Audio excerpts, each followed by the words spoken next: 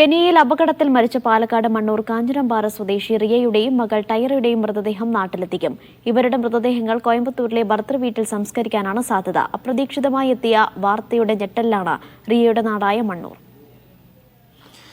കെനിയയിലെ അപകടത്തിൽ പാലക്കാട് മണ്ണൂർ കാഞ്ഞിരംപാറ സ്വദേശിയായ റിയയും റിയയുടെ 6 വയസ്സുള്ള മകൾ ടൈറയും മരിച്ചു. അതിന്റെ ഞെട്ടലിലാണ് ഈ നാട് മുഴുവനുമുള്ളത്. ഇന്നലെ രാത്രിയാണ് ഈ അപകട വിവരം ഈ നാട്ടിൽ അറിയുന്നത്. പക്ഷേ മരണവിവരം ഇന്ന് രാവിലെ 11 മണിയോടുകൂടിയാണ് സ്ഥിരീകരിക്കുന്നത്. അതോടുകൂടി ഈ റിയയുടെ വീട്ടിലുള്ള അച്ഛൻ ഉൾപ്പെടെയുള്ളവർ വലിയ ഞെട്ടലിലാണ്. ഈ ഒരു വാർത്ത ഇനിയും ഉൾക്കൊള്ളാൻ ഇവർക്ക് സാധിച്ചിട്ടില്ല. വലിയ വിഷമത്തിലാണ് ഈ നാട് മുഴുവനുമായുള്ളത്.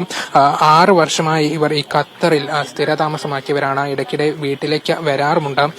റിയയുടെ ഭർത്താവ് ജോയലിനും ഒപ്പം തന്നെ മകൻ ടൈറസും അവർക്കും പരിക്കേറ്റിട്ടുണ്ട്. പക്ഷേ അവരുടെ പരിക്ക് അത്ര ഗുരുതരമല്ല എന്നുള്ളൊരു വിവരമാണ് ഇപ്പോൾ ലഭിക്കുന്നത്. ഏതായാലും ഇപ്പോൾ മണ്ണൂർ പഞ്ചായത്തിന്റെ വൈസ് പ്രസിഡന്റ് സ്വാമിനാഥൻ കൂടെ ചേരുന്നുണ്ട്. ഇന്ന് രാവിലെയാണ് ഈ ഒരു വിവരം അറിയുന്നത് എന്ന് പറയുന്നു. ഇനി എന്തൊക്കെയാണ് തുടർ നടപടികളൊക്കെ ഉള്ളത്? ഇന്ന് കാലത്താണ് ഇവരുടെ മരണവിവരം നമ്മൾ അറിയാൻ വേണ്ടി കഴിഞ്ഞത്. ഈ വിവരം അവർ അപകടത്തിൽപ്പെട്ടു എന്നറിഞ്ഞ ഉടൻ തന്നെ കോങ്ങാട് MLA അഡ്വരിയുമായി ബന്ധപ്പെടുകയും